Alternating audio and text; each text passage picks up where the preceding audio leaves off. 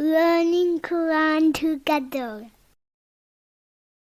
बिस्मिल्लाह अल्हम्दुलिल्लाह वस्सलातु वस्सलामु अला रसूलिल्लाह। सूरह आल इमरान आयत नंबर 44। ज़ालिका ये मिन अम्बाई कुछ खबरें हैं अलगैबी गैब की नूही ही जो हम वही कर रहे हैं इलैका आपकी तरफ। ये गैब की कुछ खबरें हैं जो हम आपकी तरफ वही कर रहे हैं। अल्लाह ताला ने अपने नबी सल्लल्लाहु अलैहि वसल्लम को हज़रत मरियम अलैहिस्सलाम के बारे में जो खबरें दी कि वो अल्लाह ताला की मर्ज़ी के मुताबिक किन हालात से गुजरी, तो ये गैबी मामलात थे जिनका इल्म वही के बगैर नहीं हो सकता था। वमा और नहीं कुंता थे आप लदईहिम पास उनके इज़ युल्कूना जब वो डाल रहे थे अकलामहुम कलमे अपनी अय्युहुम कौन इनमें से यकफुलु मरियमा मरियम की सरपरस्ती करेगा। वरना आप उनके पास मौजूद नहीं थे जब वो अपने कलम डाल रहे थे, यानी इस मुश्किल को हल करने के लिए कुरानदाजी कर रहे थे, तो आप उस वक्त मौजूद नहीं थे जब हज़रत मरियम अलैहिस्सलाम की वालिदा उन्हें बैतुल मुक़द्दस के जिम्मेदार अफराद के पास लेकर गई। तो उनमें से हर एक की ख्वाहिश थी कि वो उनकी कफालत करें, लेकिन वाक़यात आपको सही बताए जा रहे हैं। ये इस बात की दलील है कि कुरान हकीम वही इलाही पर मबनी है। हज़रत मरियम अलैहिस्सलाम की कफालत के लिए कुरानदाजी की ज़रूरत इसलिए पेश आई कि उनकी वालिदा ने उन्हें अल्लाह ताला के काम के लिए हैकल की नज़र किया था। बैतुल मुक़द्दस के सब जिम्मेदारों की ख्वाहिश थी कि वो उनकी देखभाल का शरफ हासिल करें। इसी मुश्किल को हल करने के लिए उन्होंने कुरानदाजी की और अपने कलम नहर उर्दन में फेंके। तय ये पाया था कि जिसका कलम पानी के साथ नहीं बहेगा वो हज़रत मरियम अलैहिस्सलाम का सरपरस्त करार पाएगा। ये शर्फ हज़रत ज़करिया अलैहिस्सलाम को हासिल हुआ जो उनके नबी और मुअज़्ज़ज़ तरीन फर्द थे। सभी के कलम बह गए, लेकिन हज़रत ज़करिया अलैहिस्सलाम का कलम अपनी जगह मौजूद रहा। ये अलामत थी कि कफालत किसके हिस्से में आएगी। वमा कुंता लदैहिम और ना आप उस वक्त उनके पास थे इज़ यख्तसिमून जब वो झगड़ा कर रहे थे। नबी सल्लल्लाहु अलैहि वसल्लम को ये बताया गया कि आप उस वक्त मौजूद ना थे जब वो मरियम अलैहिस्सलाम की कफालत के बारे में झगड़ा कर रहे थे।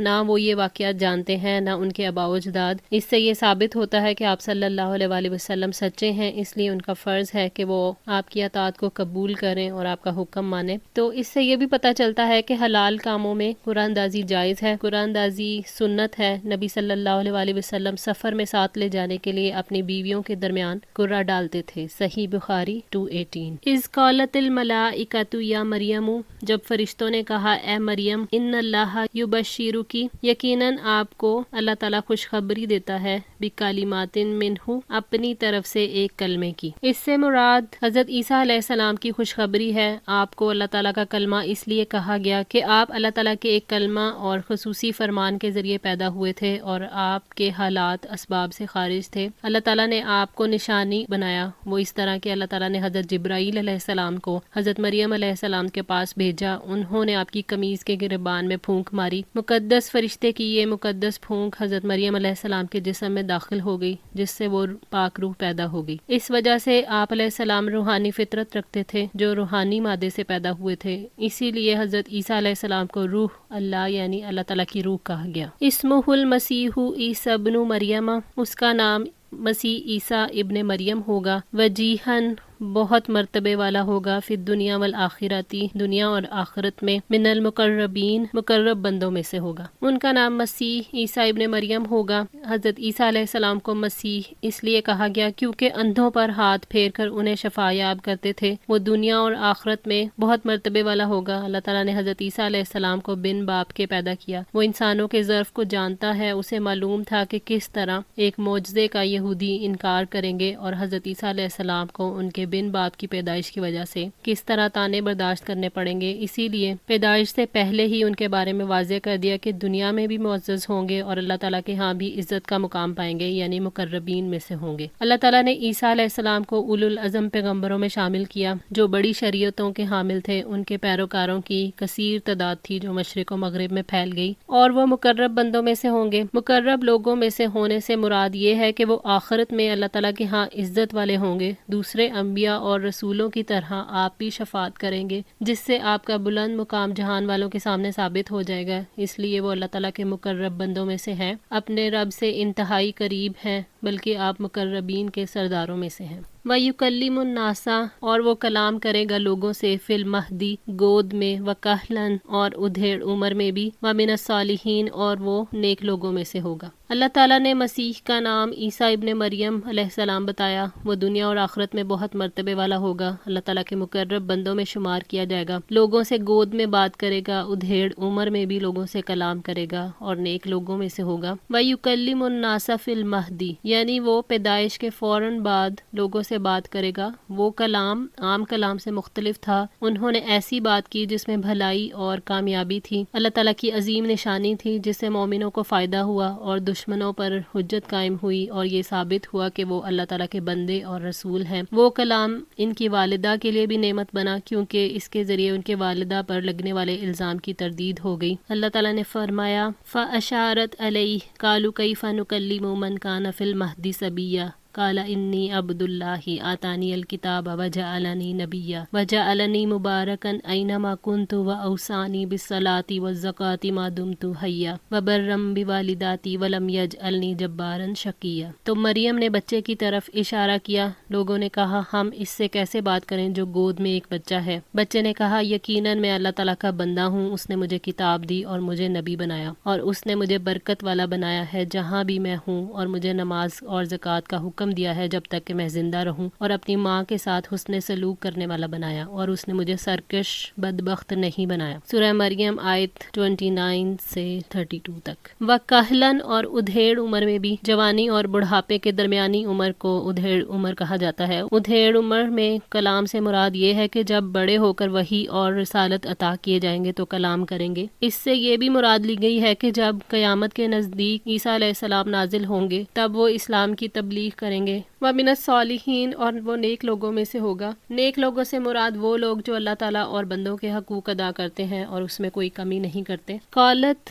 اس نے کہا ربی، اے میرے رب، انا یکون لی ولد، میرے ہاں لڑکا کیسے ہوگا، ولم یمسسنی بشر، حالانکہ کسی بشر نے مجھے نہیں چھوا. اللہ تعالیٰ کا عام قانون تو یہی ہے کہ مرد سے تعلق کیے بغیر اولاد نہیں ہوتی. یہ بات مریم نے حیران ہوتے ہوئے کہی، اللہ تعالیٰ کی قدرت پر شک کرتے ہوئے نہیں کہی تھی. قالا، فرمایا، کذالکی، اسی طرح، اللہ یخلق، پیدا کرتا ہے، ما یشاء، جو چاہتا ہے. اللہ تعالیٰ نے واضح فرما دیا کہ یہ معجزہ ہے. اسے پیدا کرنے والا وہ ہے جو کسی بھی کام کو کہتا ہے کہ ہو جا تو وہ ہو جاتا ہے. ان الفاظ سے مریم علیہ السلام کو جواب دیا گیا کہ اللہ تعالیٰ تو جو چاہے پیدا کر سکتا ہے، اور مریم علیہ السلام کے دل کو تسلی دی گئی کہ یہ اللہ کا فیصلہ اور اس کا انتخاب ہے، آپ کو اس پر مطمئن رہنا چاہیے. اذا قضا امرا، جب وہ کسی کام کا فیصلہ کرتا ہے، فانما، تو یقیناً، یقول لہ، اس سے کہتا ہے، کن، ہو جا، فیکون، تو وہ ہو جاتا ہے. اس سے کائنات کی ابتدا کی طرف بھی توجہ دلائی گئی کہ جس طرح کائنات کن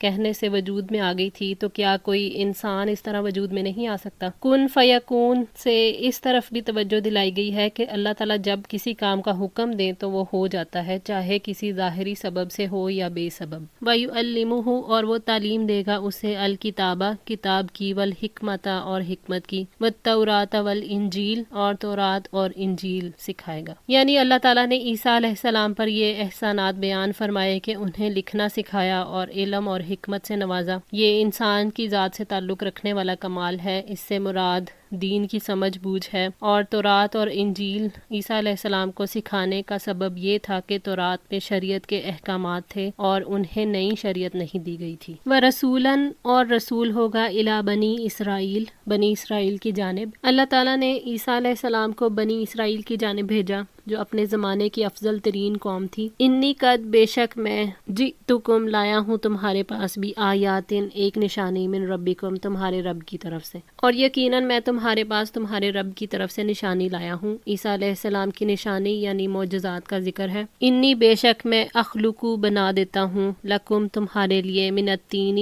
مٹی سے، کہیئۃ الطیر، پرندے کی صورت، فانفخوا فیہ، پھر اس میں پھونک مارتا ہوں، فیکون، تو وہ ہو جاتا ہے، طیرن، ایک پرندہ، باذن اللہ، اللہ کے اذن سے، وابریء، اور میں ٹھیک کر دیتا ہوں، الاکمہ، پیدائشی اندھے کو، والابرص، اور برس والے کو، واحیی الموتى، اور میں زندہ کر دیتا ہوں مردوں کو، باذن اللہ، اللہ کے اذن سے، وانبئکم، اور میں خبر دیتا ہوں تمہیں، بما تاکلون، اس کی جو تم کھاتے ہو، وما تدخرون اور جو تم ذخیرہ کرتے ہو، فی بیوتکم اپنے گھروں میں۔ یہ حضرت عیسیٰ علیہ السلام کے معجزات ہیں سب، کہ وہ مٹی سے پرندے کی صورت کا ایک مجسمہ بنا کر پھونک مارتے تھے تو اللہ تعالیٰ کے حکم سے وہ پرندہ بن جاتا تھا، اور اللہ تعالیٰ کے حکم سے وہ پیدائشی اندھے اور کوڑی کو اچھا کر دیتے تھے، مردے کو اللہ تعالیٰ کے حکم سے زندہ کر دیتے تھے، لوگ جو کچھ کھا کر آتے تھے اور جو ذخیرہ کر کے آتے تھے وہ بھی انہیں بتا دیتے تھے۔ ایمان لانے والوں کے لیے معجزات اللہ تعالیٰ کی نشانیاں بنتے ہیں، اور وہ ہر معجزے میں اپنے رب کی قدرت کو پا لیتے ہیں۔ اللہ تعالیٰ نے عیسیٰ علیہ السلام کو اس لیے معجزات عطا فرمائے تاکہ یہ ثابت ہو جائے کہ وہ واقعی اللہ تعالیٰ کے بھیجے ہوئے رسول ہیں بِإِذْنِ اللہ، اللہ تعالیٰ کے حکم سے۔ اس میں اس بات کی بھی دلیل ہے کہ اگر اللہ تعالیٰ کا حکم نہ ہوتا تو عیسیٰ علیہ السلام کے ہاتھ پر یہ معجزات ظاہر نہ ہوتے۔ اِنَّا بے شک فی ذالکا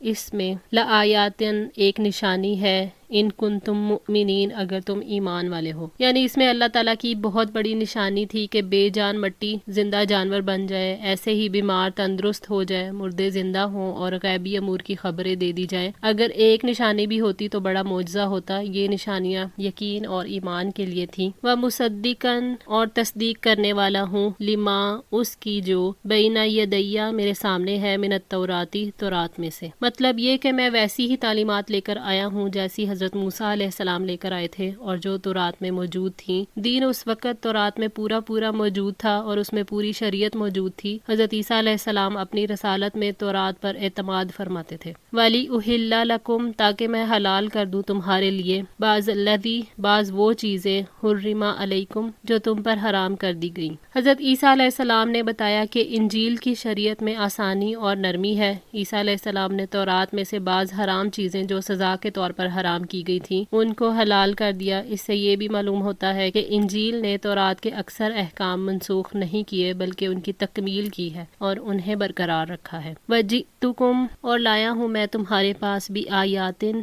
ایک نشانی من ربکم تمہارے رب کی طرف سے۔ اس سے مراد حضرت عیسیٰ علیہ السلام کے معجزات ہیں، اور انہوں نے معجزات کا ذکر اس لیے کیا تاکہ بتا سکیں کہ میں سچا ہوں اور میری پیروی واجب ہے۔ فَاتَّقُوا اللَّهَ چنانچہ اللہ تعالیٰ سے ڈر جاؤ، وَأَطِیعُونِی اور میری اطاعت کرو۔ اللہ تعالیٰ سے ڈر جاؤ اور اس کے احکامات پر عمل کرو اور اس کے منع کیے ہوئے کاموں سے رکو اور میری اطاعت کرو، کیونکہ رسول کی اطاعت میں اللہ تعالیٰ ہی کی اطاعت ہوتی ہے۔ آج کے لیے اتنا ہی۔ دعا ہے اللہ تعالیٰ ہماری اس کوشش کو قبول فرمائے، ہماری غلطیوں کوتاہیوں کو معاف فرما کر ہماری اصلاح فرمائے۔ جزاکم اللہ خیر، والسلام علیکم ورحمۃ اللہ وبرکاتہ۔